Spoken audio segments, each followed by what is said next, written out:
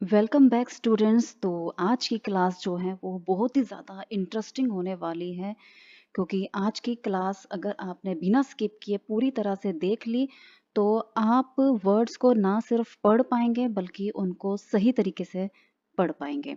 आपकी प्रोनाउंसिएशन जो है काफ़ी ज़्यादा इम्प्रूव हो जाएगी। तो देखिए, सबसे पहले तो ये वर्ड्स जो आपके सामने दिए हुए हैं इनको एक बार पढ़ के देखिए। ओके स्टूडेंट्स, अब चलते हैं हम अपनी फर्स्ट ट्रिक की तरफ। देखिए, अगर वर्ड्स के स्टार्टिंग में एम एन लिखा हुआ है, ध्यान से सुनिएगा कि अगर स्टार्टिंग में लिखा हुआ है एम एन, तो आपने क्या करना है, स्टार्ट वाले को साइलेंट रखना है और पीछे वाले को एन को बोलना है। जैसे कि यहाँ पर ये वर्ड दिया हुआ है, इसको अगर इस ट्रिक के अकॉर्डिंग आप पढ़ेंगे तो कैसे पढ़ेंगे, एम को साइलेंट रखिए और पढ़िए निमोनिक। एम साइलेंट, नीमी। एम साइलेंट, नीमोसीन। मतलब एन के बाद ई जो है नी का साउंड भी आएगा साथ में। एम साइलेंट रहेगा, निस्टिक।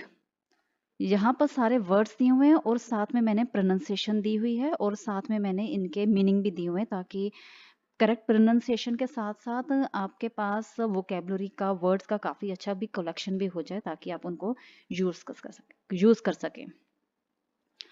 अब देखिए, ये तो थी अगर वर्ड के स्टार्टिंग में एम एन दिया हुआ है, लेकिन अगर वर्ड के लास्ट में एम एन दिया हुआ है तब आपको क्या करना है, उस कंडीशन में आपने जो पीछे वाला है उसको साइलेंट कर देना है। सिंपल सा रूल है, एम एन आगे है तो आगे वाले को साइलेंट, एम एन पीछे है तो पीछे वाले को साइलेंट करना है। अब यहाँ पर देखिए, इस ट्रिक को अगर इस पे अप्लाई करते हैं तो इस वर्ड को आप कैसे पढ़ेंगे, ऑटम। एन साइलेंट रहेगा, ऑटम। एन साइलेंट, पीछे लगा हुआ है तो पीछे वाला साइलेंट, यानी कॉलम। Him, dam, सोलम। देखिए, हमने पीछे वाले को साइलेंट कर दिया। ओके स्टूडेंट्स, अगर आपको कुछ भी इसमें क्लियर नहीं होता है या लगता है कि और अच्छी तरह से क्लियर करूं तो कमेंट बॉक्स में लिखना ना भूलिए। और हाँ, ये जो हमारी क्लास है ये पार्ट बी है, मैं इससे पहले पार्ट ए भी लेके आई हूँ, प्रोनाउंसिएशन से रिलेटेड ही है, वो साइलेंट वर्ड से रिलेटेड है। तो अगर आप चाहते हैं कि आपको सारा, जो कोई क्लास मिस ना हो, सारा आपको नोटिफिकेशन मिलता रहे, तो आपको हमारे चैनल को सब्सक्राइब करना बहुत ही ज़्यादा ज़रूरी है। चलिए, ये तो हुआ एम एन। अब हम जी एन को लेंगे। हम इस तरह से ले रहे हैं ताकि इसमें रट्टा ना लगे, बल्कि आप इसे अच्छी तरह से समझ सके। अब यहाँ पर जी एन है। अब जी एन को कैसे याद करेंगे आप, कि जी एन में जी जो है वो हमेशा ही साइलेंट रहेगा। ये जो जी है ना, ये हमेशा साइलेंट रहेगा, चाहे जी एन आगे है चाहे जी एन पीछे है।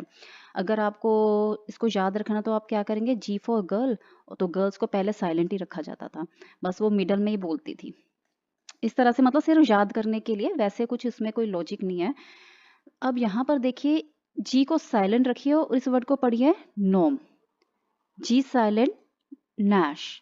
जी साइलेंट, नो। जी साइलेंट, नेट। जी साइलेंट, नॉल। ये सारे वर्ड्स हो गए।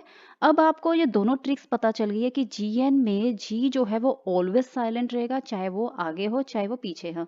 लेकिन हाँ, अगर मान लो जीएन जो है वो मिडल में आ जाता है, जैसे ये वर्ड है सिग्नेचर, तो जी जो है मिडल में ही बोल सकता है सिर्फ। सिग्नेचर यानी जी और एन दोनों बोलेंगे, दोनों का साउंड आएगा।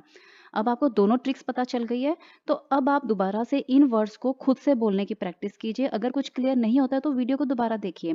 और हाँ, अब इसका जो पार्ट सी है वो मैं जल्दी ही अपलोड करूँगी, तो जल्दी से हमारे चैनल को सब्सक्राइब करना ना भूलिए और प्रैक्टिस करते रहिए।